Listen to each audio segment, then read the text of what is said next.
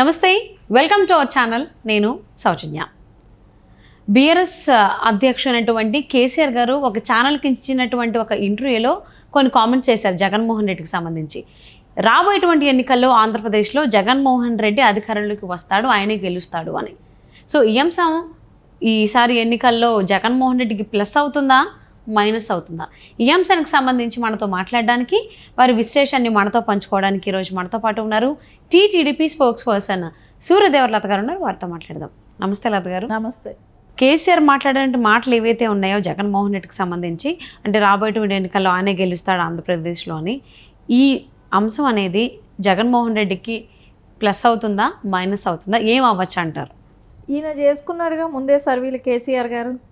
ఆయనకి సర్వే చేస్తే ఏం చెప్పాడు? ఆయన ముందే ఏం చెప్పుకున్నాడు? నేనే గెలుస్తున్నాను, నేను హ్యాట్రిక్ కొడుతున్నాను, థర్డ్ టైం కూడా నేను సీఎం అవుతున్నాను అని కేసీఆర్ గారే కానివ్వండి, కేటీఆర్ గారే కానివ్వండి, వాళ్ళు మాట్లాడిన మాటలకి సో ఇంకా వాళ్ళే ఈ రాష్ట్రానికి, తెలంగాణ రాష్ట్రానికి రాజులు రారాజుల్లాగా ఫీల్ అయిపోయారు. సో అక్కడ తీరా ఏమైంది? వాళ్ళే చూసుకోలేకపోయారు. ఇంకా పక్క రాష్ట్రం గురించి వాళ్ళకెందుకు, ఇక్కడ సర్దుకోలేకపోయారు, పక్కింట్లో సర్దుతానన్నట్టు ఉంది. ఆయన చూసుకోవచ్చు. ఆయన కూతురు జైల్లో ఉంది, దాని గురించి చెప్పమనండి, వింటారు. ఆయన పార్టీలో నుంచి వెళ్ళిపోయే నాయకులు, ఎమ్మెల్యేలు రేపు ఎంపీ సీట్ ఇస్తానన్నా కూడా ఉండట్లేదు. రేపు పొద్దున ఆయన ఎన్ని సీట్లు తెచ్చుకుంటాడో దాన్ని చూసుకోమనండి. ఇప్పటి వరకు బహిరంగ సభలు ఎన్ని పెట్టాడు? ఎలక్షన్ క్యాంపెయిన్కి ఏం తిరుగుతున్నాడు? ఇప్పటి వరకు సరిగా వెళ్ళట్లేదు. వాటికి వెళ్ళి బయట చెప్పే అవకాశం, అంటే ఆయన వాటి గురించి కూడా మాట్లాడే ఇది కూడా లేదు. ఇప్పటి వరకు కూతురు గురించి అంటే నిన్న ఒక్కరోజు మనం గత 10 ఏళ్లలో చూసుకుంటే ఏ రోజైనా ఏ ఛానళ్ళకైనా కూడా ఎక్కడైనా ఆయన సీఎం అయినాక ఇంటర్వ్యూ ఇచ్చింది ఎక్కడైనా ఉందా? లేదు, ఎక్కడా లేదు. సో మనం నిన్న చూడటం జరిగింది. అలా అంటే ఖచ్చితంగా ఆయన అంటూ ఇప్పుడు ఆయన మనస్తత్వమే కానివ్వండి, ఆయన ప్రజల్లో ఆయన ఏంటని తెలియటమే కానివ్వండి, ఇప్పుడు కరెక్ట్గా అది కూడా కరెక్ట్ ప్లాట్ఫామ్ కూడా కాదు. అది ఆయన ఇచ్చిన ఛానల్ కూడా తీసుకుంటే కరెక్ట్ ప్లాట్ఫామ్ కాదు. ఎందుకంటే ఆయన పొగుడుతూ ఉన్న ఛానలే. సరే, ఎటొచ్చి ఏదైనా ఏం చెప్పినా కూడా అక్కడ వెళ్ళి జగన్మోహన్ రెడ్డి మీద చెప్పటం, ఆయన గెలుస్తాడు, ఆయన శిష్యుడు కాబట్టి గెలుస్తాడు అనే ఒక ఇది చెప్పటం జరిగింది. సరే, జోగి రాసుకుంటే ఏంది రాలేది బూడిద. సో ఇప్పుడు ఈరోజు ఆయన గురించి చెప్పాడు, ఈయనకి అయిపోయింది. రేపు ఆయనకు కూడా దూల తీర్చేస్తాడు, ఈయనే తీర్చేస్తాడు. ఈ నోటి దూల అట్లాంటిది కదా, ఈయనకి నోరు పని చేస్తుంది, ఆయన సైలెంట్గా చేస్తాడు. జగన్మోహన్ రెడ్డి ఏది చెప్తాడో ఏం చేస్తాడో ఆయనకే అర్థం కాదు. ఈయన అంతకు మించి 4 మాటలు ఎక్కువ మాట్లాడతాడు, ఉన్నదానికన్నా 4 మాటలు ఎక్కువ మాట్లాడతాడు.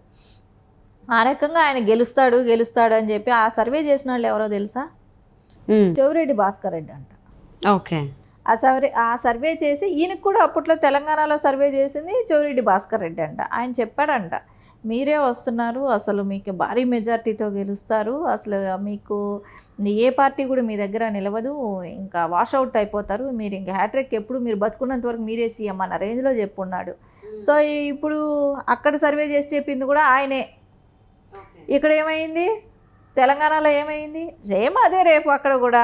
అంటే సర్వే చేసి ఇప్పుడు మన భజన మనం చేయటం కాదు, మొత్తం రాష్ట్రంలోనే కానివ్వండి, నేషనల్ వైజ్గా ఇచ్చిన సర్వేలే కానివ్వండి, అవన్నీ ఎక్కడ ఎవరికి సర్వేలు ఇస్తున్నాయి? ఆ కూటమితో కలిసిన తెలుగుదేశానికి మెజార్టీ వస్తుంది అని చెప్పి అంటున్నారు.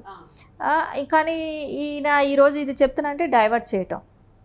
సో అక్కడ ఎవరికైనా ఇప్పుడు యాక్చువల్లీ ఏంటంటే ఫుల్ స్విప్లో ఉంది, తెలుగుదేశమే గెలుస్తుంది అనేది మొత్తం లోకల్గా కానివ్వండి, అందరు నాయకుల్లో కానివ్వండి, బలంగా అక్కడ యాక్చువల్లీ ఓటర్ల దృష్టిలో కూడా అదే ఉంది.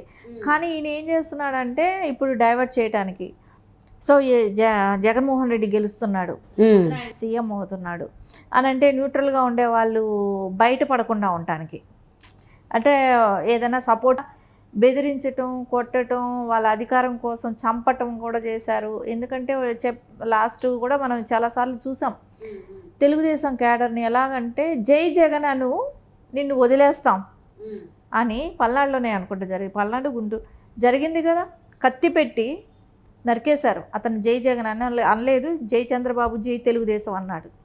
అంత గొంతు మీద కత్తి పెట్టినా కూడా తెలుగుదేశం క్యాడర్లో ఉన్న కార్యకర్తలు ఏమన్నారు? చంద్రబాబు నాయుడు గారి గురించే పొగిడారు, చంద్రబాబు అన్నారు. అలాంటి వాళ్ళని కూడా అంటే మళ్ళీ భయం కల్పించటం, మళ్ళీ అలాంటివి జరుగుతాయేమో అనే రొటీన్ జరుగుతుంటాయేమో అనే ప్రజల్లో కూడా ఒక భయం కలిగించడమే కానివ్వండి. అందుకని ఎవరు బయట రాకుండా ఓపెన్గా వాళ్ళ డెసిషన్స్ కూడా చెప్పరు కదా అనే ఒక ఉద్దేశం కూడా ఉండొచ్చు. కానీ ఇక్కడ ఇంకోటి జరిగింది. కేటీఆర్ గారు ఏమి ఇచ్చారు? కేటీఆర్ గారు ఏం చెప్పారు? అక్కడ ఉండే వాళ్ళు ముగ్గురు నా స్నేహితులే, నా ఫ్రెండ్సు. సో నేను అందుకని నేను ఎవరికి నేను సపోర్ట్ చేయట్లేదు, ఎవరు వస్తారో నాకు తెలియదు, నేను ముగ్గురు మనోభావాలు దెబ్బతీయలేను, సో నాకు ఎవరు వచ్చినా పర్లేదు అని చెప్పి ఆయన స్టేట్మెంట్ ఇచ్చాడు. ఈయనేమో ఏకపక్షంగా జగన్కి ఇచ్చాడు. సరే ఇస్తూ కూడా మళ్ళీ ఏం చెప్పాడు? నాకు అక్కడ రాజకీయాలతో నాకు సంబంధం లేదు అని అన్నారు. సరే సంబంధం లేదని అనటానికి ఒప్పుకోవచ్చు, ఎందుకంటే వాళ్ళు రిటర్న్ గిఫ్ట్ ఇచ్చేశారు. ఈయనైతే ఏమైతే అన్నాడు, అప్పుడు రిటర్న్ గిఫ్ట్ ఇస్తున్నాను ఆంధ్రప్రదేశ్కి, తప్పకుండా ఇవ్వాలి కదా, అది ఇచ్చాను అన్నాడు. సరే వాళ్ళు తీసుకున్నారు కదా, మళ్ళీ ఇవ్వాలి కాబట్టి ఇక్కడ ఇచ్చేశారు. కేసీఆర్కి రిటర్న్ గిఫ్ట్ ఇచ్చేశారు. ఇచ్చేసినప్పుడు ఇంకా ఈయన ఊరుకుంటాం ఎట్లా అవుతుంది, మళ్ళీ అక్కడ ఏదైనా కలబెట్టామంటే మళ్ళీ రేపు పొద్దున మనకెందుకు ఈ ప్రాబ్లం అనుకున్నాడేమో. మాట వాగేశాడు. వాగిన తర్వాత ఆయన మాటలు ఎట్లా ఉంటాయి మరి అన్న తర్వాత మళ్ళీ ఆలోచించి ఉంటాడు. సో నాకు వాటితో సంబంధం లేదు, అక్కడ రాజకీయాల గురించి నేను పట్టించుకోవట్లేదు, సో వీలైతే నెక్స్ట్ 5 సంవత్సరాల తర్వాత నేను పట్టించుకుంటాను, తర్వాత నేను ఆలోచిస్తాను అక్కడ రాజకీయాల గురించి. అంటే ఇప్పుడు నువ్వు పెట్టిన పార్టీకే అక్కడ దిక్కు దివానా లేదు, జెండాలు బీక్కొచ్చావు, రెంట్లు కట్టలేదు, అక్కడ బిల్డింగులు కూడా రెంట్లు కట్టలేదు, అక్కడ మీరు పెట్టిన రాష్ట్ర అధ్యక్షుడు ఏమయ్యాడో తెలీదు, అక్కడ క్యాడర్ ఉందని. అంటే ఈయన ఉద్దేశం ఏంటంటే దేశ నేత కదా కేసీఆర్ గారు, ఏంటి నేను సెంట్రల్ నాయకుడిని, నేను ఇక్కడ కాదు నేను ప్రధాని అవ్వాల్సిన వాడిని అనే ఒక అపోహలో ఉన్నాడు, ఆ కళల్లో ఉన్నాడు కాబట్టి బీఆర్ఎస్ అని పెట్టుకున్నాడు, టీఆర్ఎస్ అని తీసేసి. సో ఇప్పుడు ఆ బీఆర్ఎస్ ఏమైంది? ఏ రాష్ట్రంలోనూ లేదు.